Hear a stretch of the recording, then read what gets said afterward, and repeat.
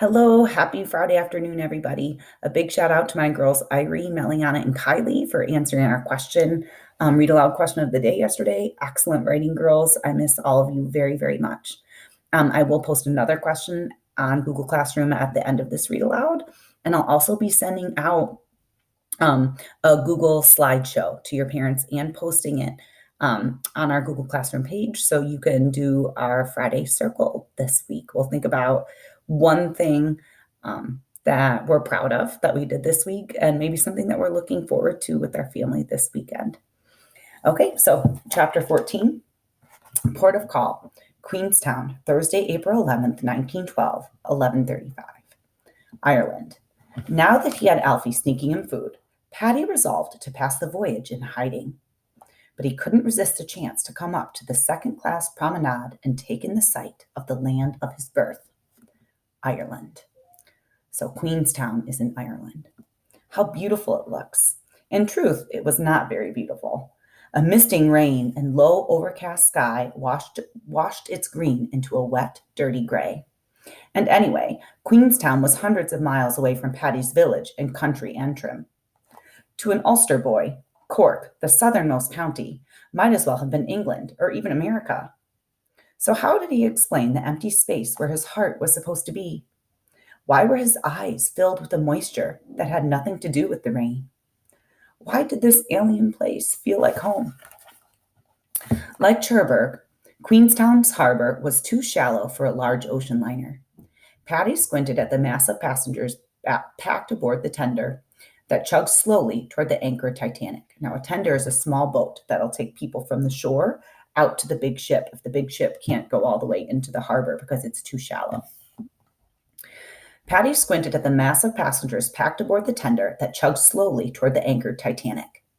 Even from this distance, he could make out the worn cloth coats and caps, the carpet bags in drab beiges and browns. Alfie had been told that no first-class passengers would be boarding at Queenstown, and only a handful of second-class.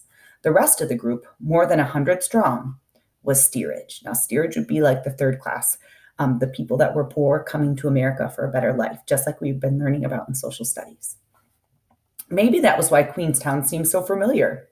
These were poor people, like me. He felt an almost irresistible urge to get off this floating place. The impulse made no sense. Ireland meant poverty and hunger, having to steal to survive. How could he choose that over a dream ship filled with millionaires and equipped with luxuries he'd never even known existed? Maybe that was the problem. The Titanic was too big, too rich, too perfect. There was something wrong with that. It wasn't real. He'd been wrestling with the uneasy feeling ever since Southampton, when the enormous ship had sucked the New York into a near collision. Now, seeing Ireland within reach again, the solution suddenly seemed simple. If he could stow away aboard the mighty Titanic, he could surely sneak onto the little tender that was bringing out the last contingent of passengers. He was Irish. Ireland was where he belonged.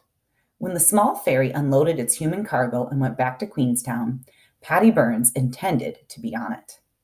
His feet began to move almost of their own accord. He was being carried toward home by a force he could no longer resist. Before he knew it, he was stepping onto the elevator deck to E deck, where the new passengers would be coming aboard. "I don't think I've seen you before," the lift operator commented pleasantly. "And you'll not be seeing me again," Paddy replied. It no longer mattered if he was identified as an imposter. What could they do? Put him off the ship? He was putting himself off. "Good luck to you, then. A word of advice.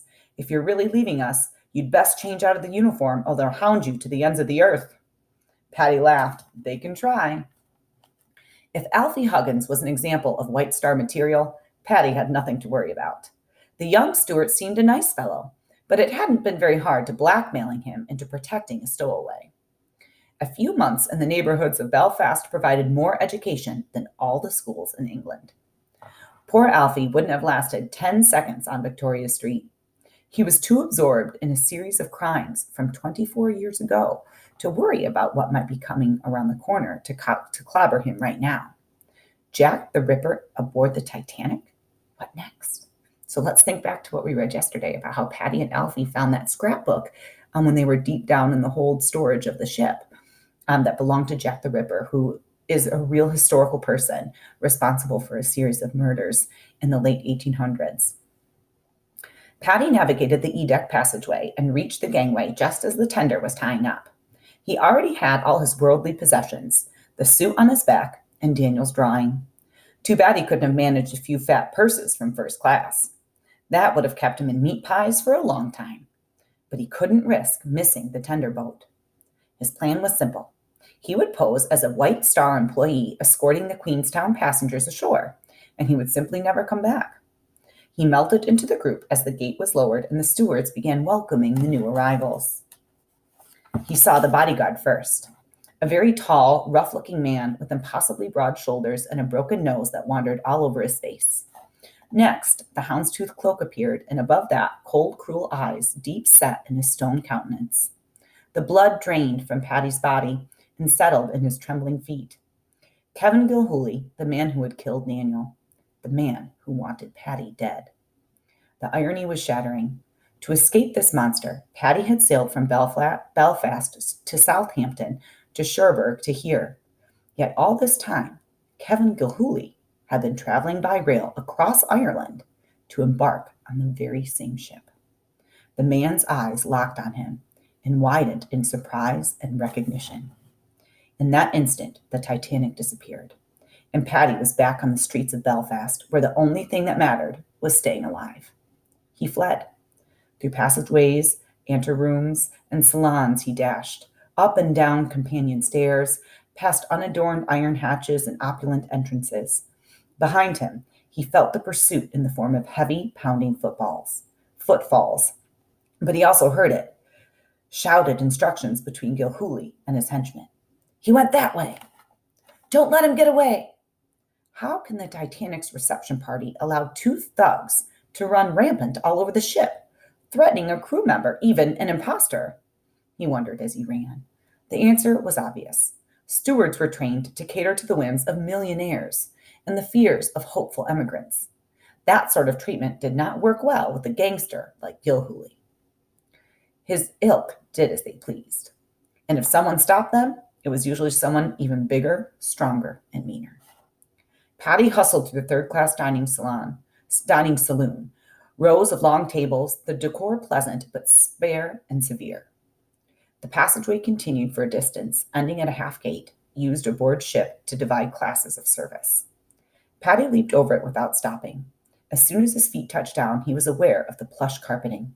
The paneled walls and subtle lighting told the rest of the story. This part of the deck saw first-class traffic.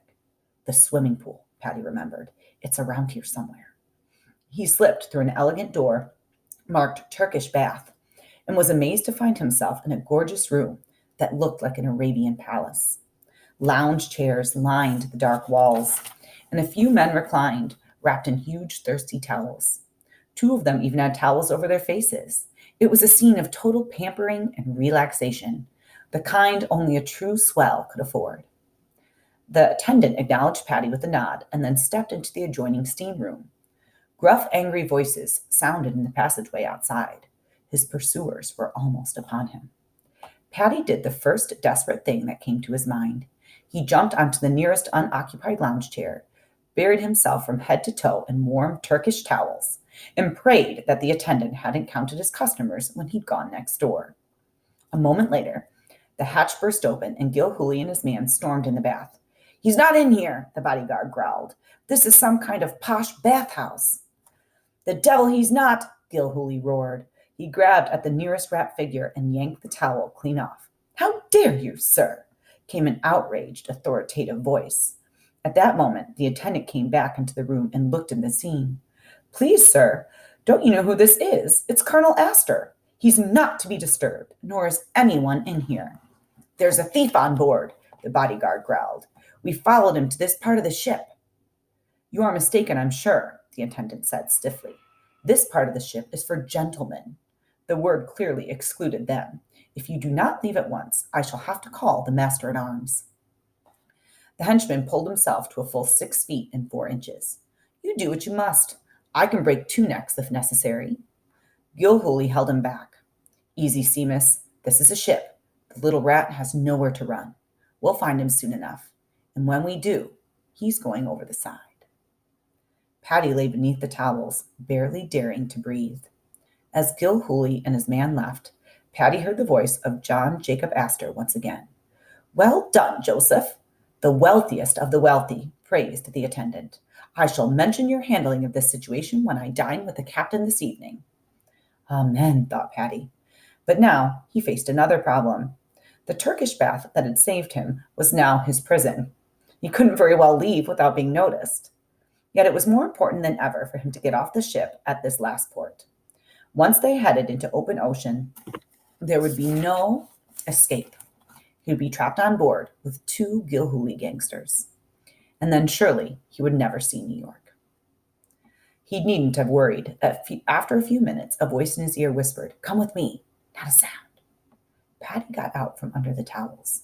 Colonel Astor and the other gentlemen were either covered up or dozing.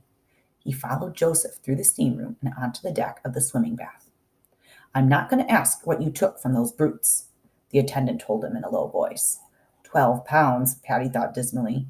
Would that he'd never reached his hand inside that cloak. Aloud he said, "A long, sad story it is." Joseph did not press him further. Stay clear of those two, he advised before returning to his very important customers. They look more than capable of turning their threats into reality. Patty made no reply. All his attention was focused on the porthole closest to him. It showed the departed tender halfway back to Queenstown Harbor. He was too late. He's stuck on the ship. I wonder if Alfie will help hide him.